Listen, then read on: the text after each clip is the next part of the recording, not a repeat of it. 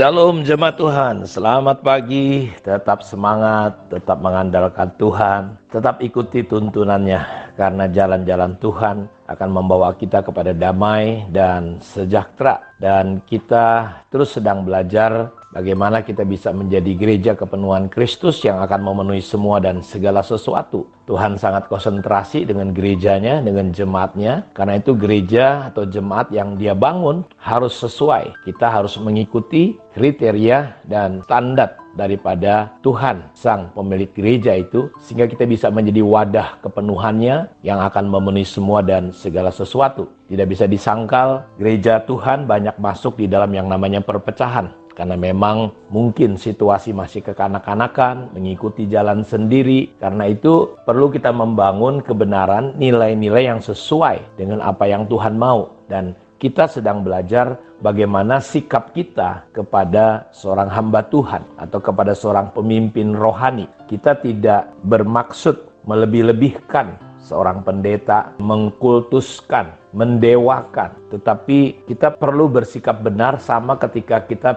perlu menghormati orang tua kita. Orang tua kita tentu tidak ada yang sempurna, tapi Alkitab mengajarkan hormatilah orang tuamu supaya kamu panjang umur dan bahagia di bumi. Karena itu harusnya, katanya, itu prinsip. Jadi ketika kita menghormati orang tua kita, walaupun dalam kondisi yang mungkin kita berkata, Tuhan kenapa orang tuaku seperti ini? Ya mungkin dia miskin, dia tidak ideal menurut kita. Tetapi Alkitab tidak mengajarkan hormatilah karena orang tuamu baik. Enggak, hormati. Kalau dia orang tua, hormati. Sama dengan otoritas rohani atau gembala atau pemimpin rohani kita. Kita perlu memberi hormat 2 kali lipat. Kenapa? Kita sudah belajar kemarin karena mereka adalah orang yang dipanggil dan dipilih oleh Tuhan. Walaupun seorang pendeta, seorang hamba Tuhan adalah manusia biasa. Tetapi walaupun dia hanyalah seorang manusia biasa, tetapi dia dipanggil, dipilih, diurapi oleh Tuhan. Ayatnya jelas, datanglah seorang yang diutus Allah, namanya Yohanes. Ditegaskan, namanya Yohanes. Artinya Yohanes itu tetap manusia biasa.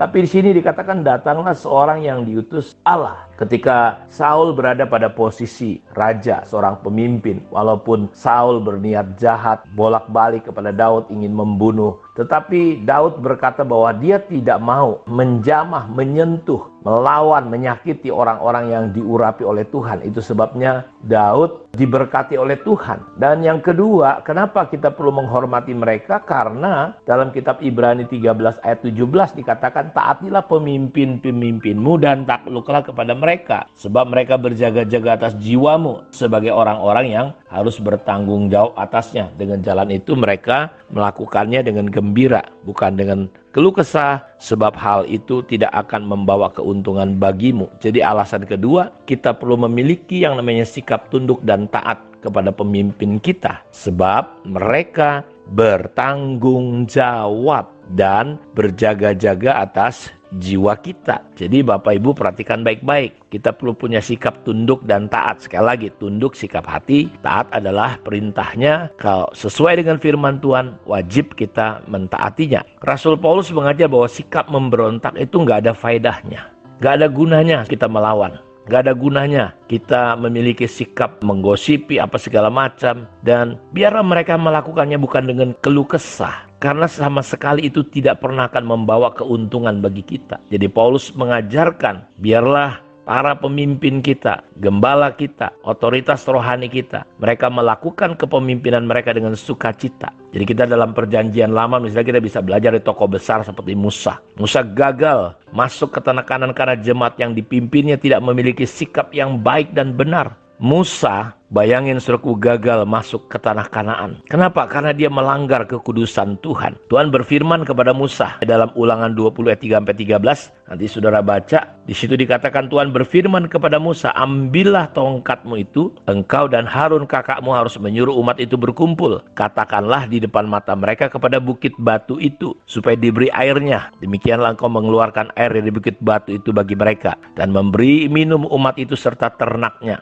Lalu Musa mengambil tongkat itu di hadapan Tuhan seperti yang diperintahkannya kepadanya. Ketika Musa dan Harun telah mengumpulkan jemaat itu di depan bukit baru itu, berkatalah ia kepada mereka, dengarlah kepadaku hai orang-orang durhaka. Apakah kami harus mengeluarkan air bagimu dari bukit batu ini? Orang durhaka. Sesudah itu Musa mengangkat tangannya lalu memukul bukit batu itu dengan tongkatnya 2 kali. Maka keluarlah banyak air sehingga umat itu dan ternak mereka dapat minum. Tetapi Tuhan berfirman kepada Musa dan Harun, karena kamu tidak percaya kepadaku dan tidak menghormati kekudusanku di depan mata orang Israel, itulah sebabnya kamu tidak akan membawa jemaat ini masuk ke negeri yang kuberikan kepada mereka. Dan ia menunjukkan kekudusannya di antara mereka. Kita lihat Musa diperintahkan untuk berbicara kepada gunung batu itu. Gunung batu keluar air. Tapi karena Musa sudah jengkel hatinya, dia marah. Orang Israel sebenarnya gak ada gunanya. Paulus katakan supaya mereka melakukannya dengan senang, sukacita, bukan dengan keluh kesah. Kita lihat sebuah contoh yang jelas sekali dalam Alkitab. Ketika Musa marah, dia dikatakan tidak percaya. Dia melanggar kekudusan Tuhan.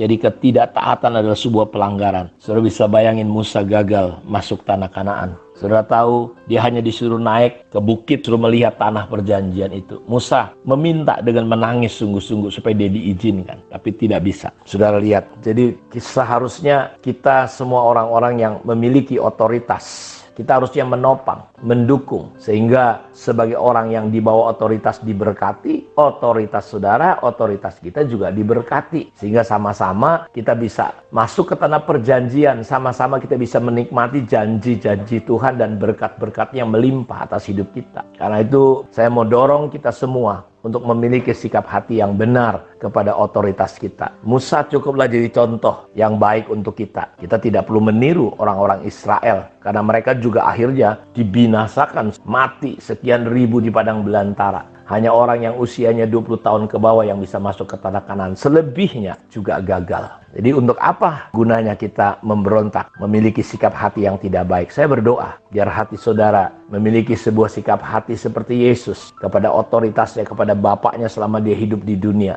Dia setia sebagai seorang anak di rumah Bapaknya. Kalau boleh, ya Bapak, lakukanlah cawan ini, tapi bukan kehendakku, kehendakmu. Dia taat sampai mati, bahkan mati sampai di atas kayu salib. Tidak ada yang lebih indah selain kita hidup dengan prinsip-prinsip Tuhan. Dan ini kepentingannya untuk apa? Supaya gereja-gereja lokal di mana kita ada menjadi sehat, menjadi kuat. Kita saling menopang satu dengan yang lain, antara pemimpin dengan jemaat, jemaat dengan pemimpin. Ada hubungan yang harmonis seperti hubungan Bapa dan Anak. Sehingga kita boleh melihat bagaimana gereja di mana kita ada menjadi gereja kepenuhan Kristus yang akan memenuhi semua dan segala sesuatu. Kiranya Tuhan memberkati kita. Mari kita berdoa. Bapak, terima kasih untuk firman yang sudah kami dengar.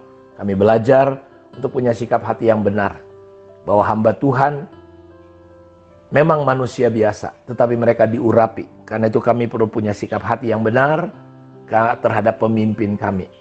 Tuhan, biarlah kami tidak bersungut-sungut, kami tidak marah atas kepemimpinan yang ada. Ajar kami mengasihi pemimpin-pemimpin kami, termasuk pemimpin kota kami, pemimpin di gereja lokal kami. Dan kami percaya ketika kami punya sikap hati yang benar, iman kami akan menjadi besar seperti perwira itu ya Tuhan.